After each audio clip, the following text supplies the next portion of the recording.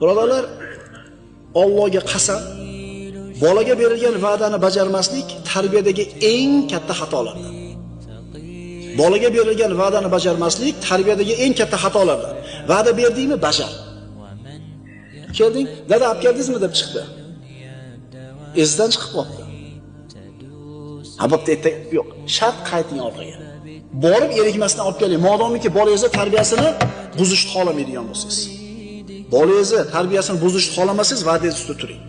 Avval va'da bermang agar qilmaydigan bo'lsangiz. Chunki va'da berib turib bajarmasangiz, bolaga amaliy suratda yolg'onni o'zingiz o'rgatdingiz. Amaliy suratda berilgan dars hech qachon esdan chiqmaydi.